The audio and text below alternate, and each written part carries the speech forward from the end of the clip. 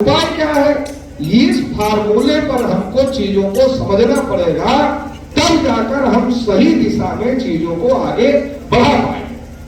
अब आज हमारे सामने इतनी सारी समस्याएं हैं, तो जो इतनी सारी समस्याएं आज हमारे सामने हैं, तो अब ये तय करना पड़ेगा कि ये समस्याएं क्यों है, इनका कारण क्या है। आज इस देश में दो प्रकार की आइडियोलॉजी को सबसे ज्यादा प्रचारित किया जा रहा है। एक आइडियोलॉजी है अंग्रेजों के खिलाफ आइडियोलॉजी। अंग्रेजों के खिलाफ जो आइडियोलॉजी प्रसारित की जा रही है, उसके पीछे का मकसद यह है कि देश में ओबीसी एससी एसटी के लोगों को हमने आजादी दिलाई, ये प्रोपेगेंडा करके इनका समर्थन लिया जाए, इनका वोट लिया जाए। एक कांग्रेस पार्टी जो लगातार ये प्रचार कर रही है कि आजादी की लड़ाई हमने लड़ी, हमने लड़ाई लड़ी, हमने लड़ी, हमने लड़ी, हमने लड़ी, हमने जीती, हम ही असली वाले देशभक्त हैं, इसलिए हमारे साथ लोग खड़े हो जाओ।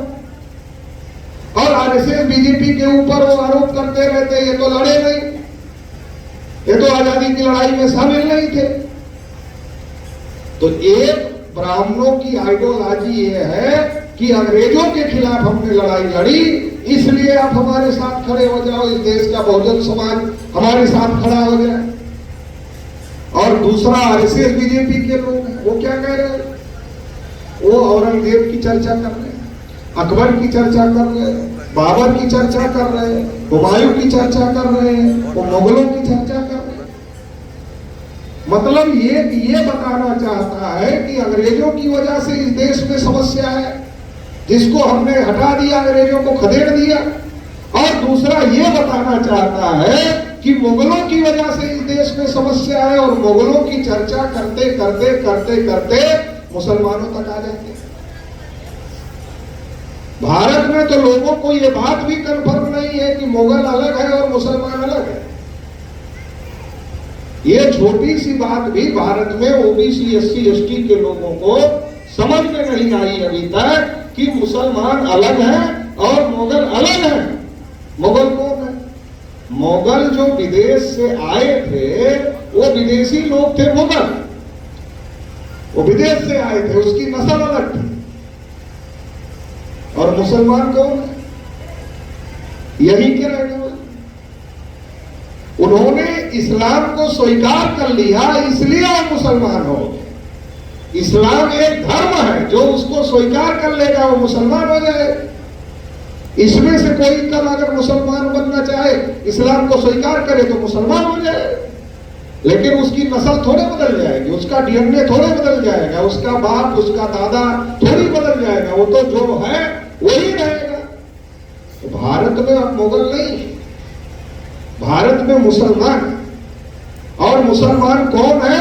तो मुसलमान यहीं से कन्वर्टेड मुसलमान है, वो कोई अरब ईरान से आए हुए लोग नहीं। और इसीलिए दुनिया में मुसलमानों में जातियां नहीं है, भारत में मुसलमानों में जातियां हैं, क्योंकि यहां पहले जाति व्यवस्था थी। जब लोग इस्लाम में गए तो जाति साथ लेकर गए, तो जो जातियां इधर थी वो जातियां उधर चली गई। ये बात, ये खास बात समझने की, क्योंकि मुगल और मुसलमान अलग अलग हैं ऐसा बार बार, एक ही है ऐसा बार बार आरएसएस बीजेपी के द्वारा प्रचारित करने की कोशिश की जाती है, और उसका शिकार ओबीसी एससी एसटी के लोग बन जाते हैं।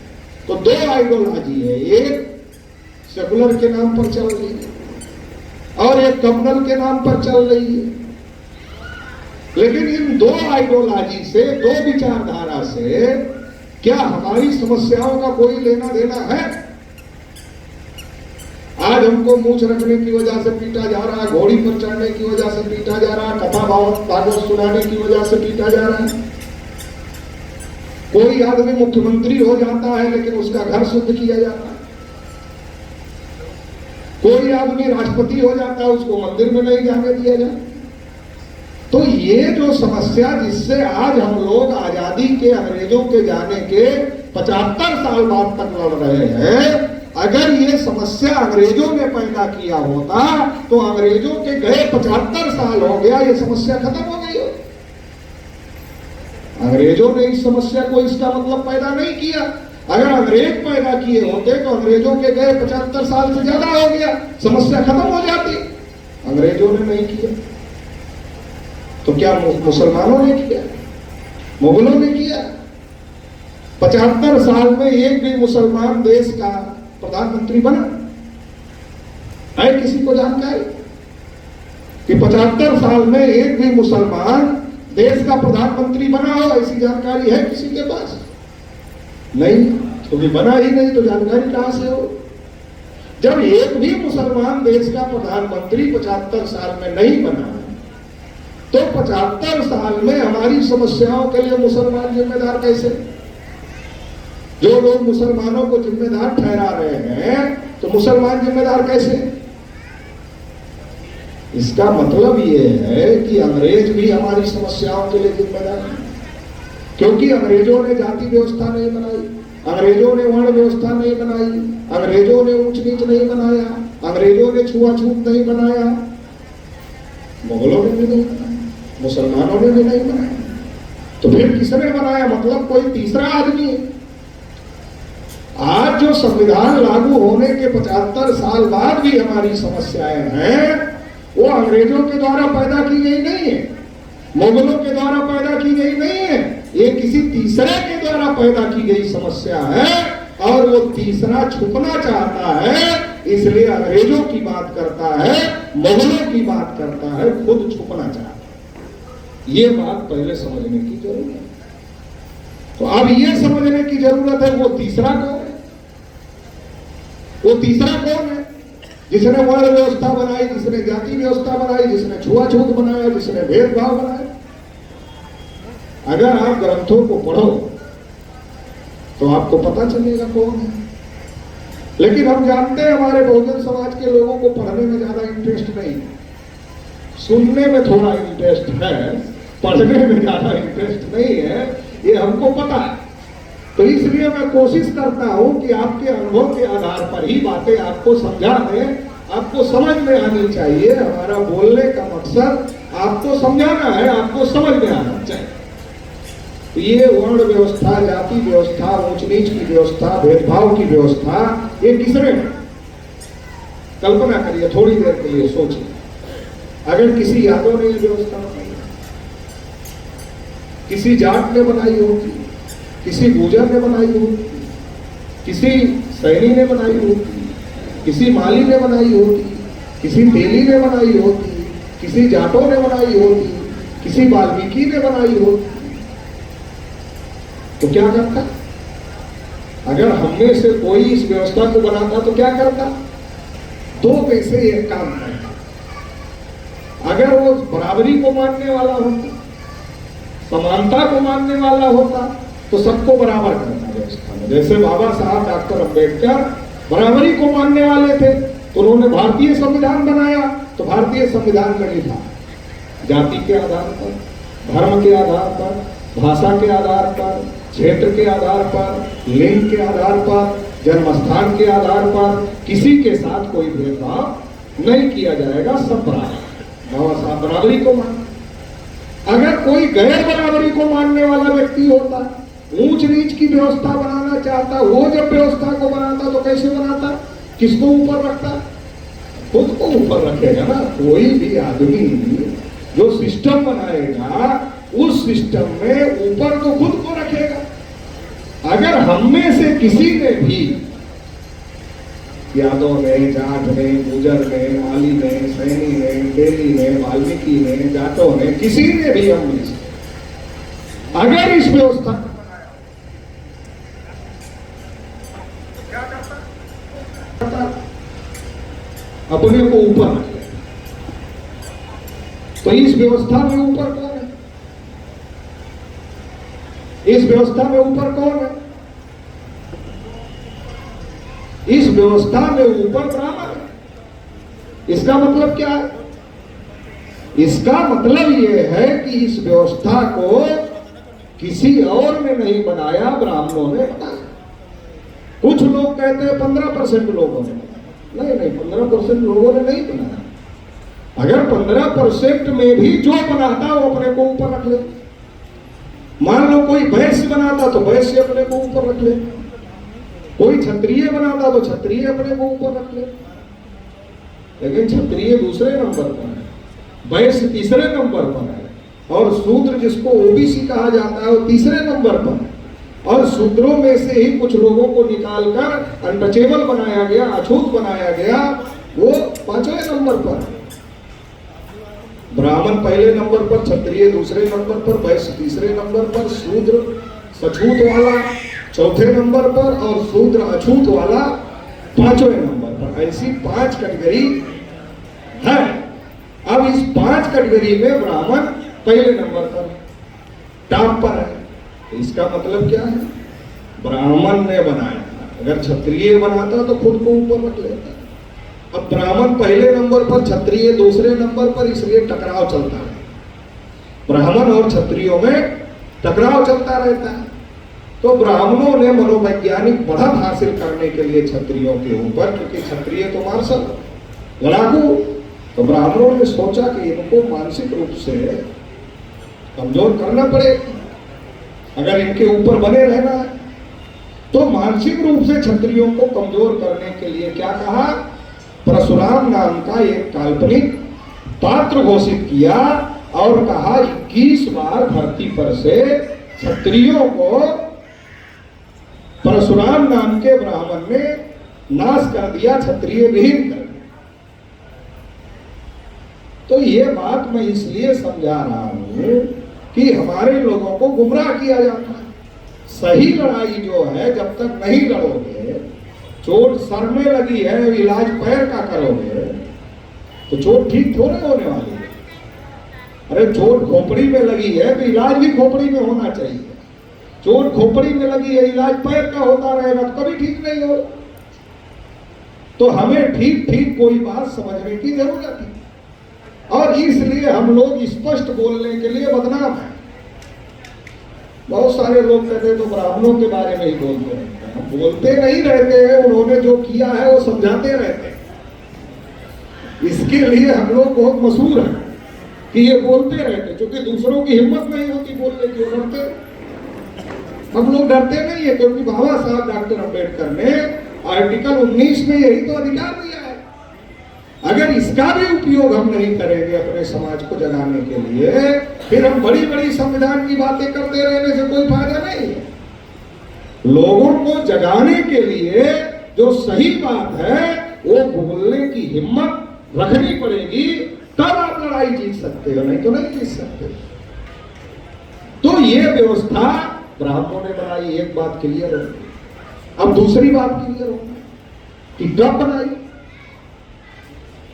टाइम्स ऑफ इंडिया में 21 मई 2001 को, जो टाइम्स ऑफ इंडिया अंग्रेजी का अखबार है, अगर हिंदी के अखबार में खबर छपती तो महिलाओं को भी पता चल जाती, कुछ महिलाएं पढ़ लेती हैं, वो पढ़ के दूसरी महिलाओं को पता।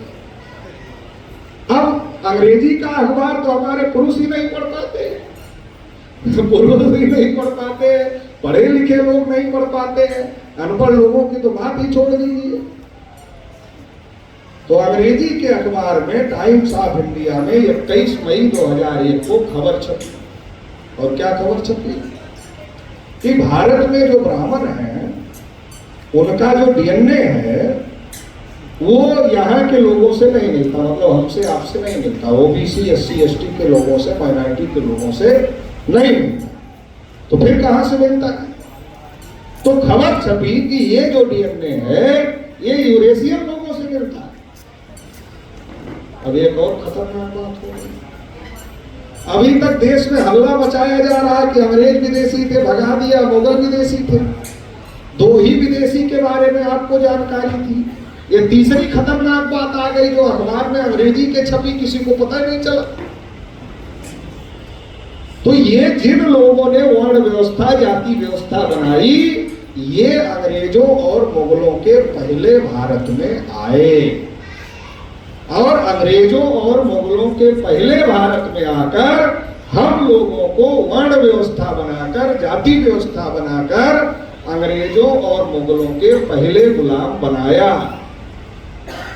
इसलिए मुगल चले गए, अंग्रेज चले गए, हमारा पीछा समस्या छोड़ नहीं रही है, क्योंकि जो असली थे वो तो अभी पड़े ही है।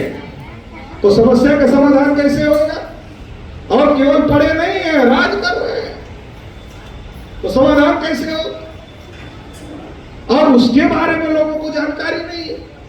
जानकारी ना होने की वजह से उनका उपयोग वही लोग कर रहे हैं जिन्होंने समस्या पैदा की।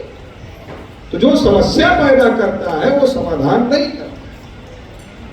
अंग्रेजों और मुगलों के पहले ब्राह्मणों ने इस देश में आकर वर्ण व्यवस्था बनाई। 4 वर्ण बनाए, ब्राह्मण, क्षत्रिय, वैश्य, शूद्र। ब्राह्मण को कहा इसको पढ़ने का भी अधिकार होगा, पढ़ाने का भी अधिकार होगा, धन संपत्ति रखने का भी अधिकार होगा, ऊंचे स्थान पर बैठने का भी अधिकार होगा, शस्त्र उठाने का भी अधिकार होगा, सभी अधिकार उसके पास है।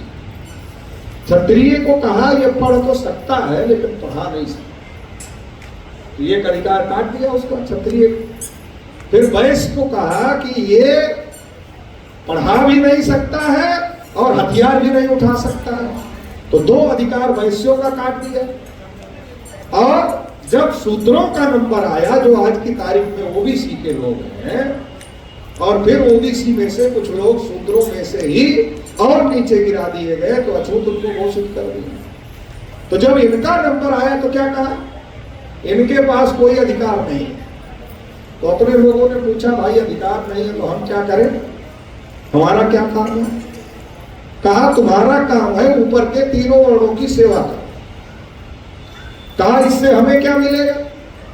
तो कहा इस जन्म में तो कुछ नहीं मिलेगा, मतलब तुम हमारी सेवा करो मगर इस जन्म में कुछ नहीं मिलेगा। तो कहा कब मिलेगा? कहा अगर निष्काम भाव से सेवा करोगे। निष्काम भाव मतलब समझते हैं? मतलब सेवा करो, मन में कोई आशा मत रखो कि उसके बदले कुछ मिलेगा। अगर ऐसे निष्काम भाव से सेवा करोगे तो अगले जन्म में तुम भी ब्राह्मण हो जाओ।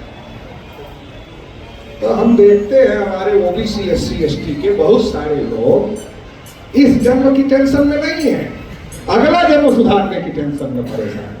तो महिलाएं भी कुछ उसमें शामिल है। अगला जन्म सुधारने के टेंशन में ज्यादा है। अरे भैया ये देखो, अपने बच्चे को ठीक से पढ़ाओ लिखाओ, उसको बेहतर जिंदगी दे दिए, वही तुम्हारा अगला जन्म है और कुछ नहीं है। तुम्हारा बच्चा ही तुम्हारा अगला जन्म है और कुछ नहीं है। आपको मूर्ख बनाया जा रहा है अगले जन्म पर। आप मेहनत कर रहे हो, कुदाल फावड़ा चला रहे हो, हल बैल चला रहे हो, बैठ के मुफ्त में ले लेना। वो अपने बच्चे को अच्छी जगह पढ़ा रहा है, मुफ्त में ले रहा है। जितना आप मेहनत करके बढ़िया घर नहीं बना पा रहे हो, एक जगह स्थान बना के बैठा है, बड़ी बड़ी बिल्डिंग बना ले रहा है। तो समझो ये मानसिक गुलामी है, हमारे लोगों के ऊपर मानसिक गुलामी थोपी है। हम लोग जब कहते हैं ना लोगों को कि हमारे लोग गुलाम हैं, लोग क्या कहते हैं? गुलाम क्या? हमारे हाथ में कुछ नहीं बना है, पैर में कुछ नहीं बना, आजाद है, घूम रहे हैं, कहते गुलाम। अरे तो हमने कहा भाई हाथ पैर तो उसकी बांधने की जरूरत होती है जिसका दिमाग आजाद हो।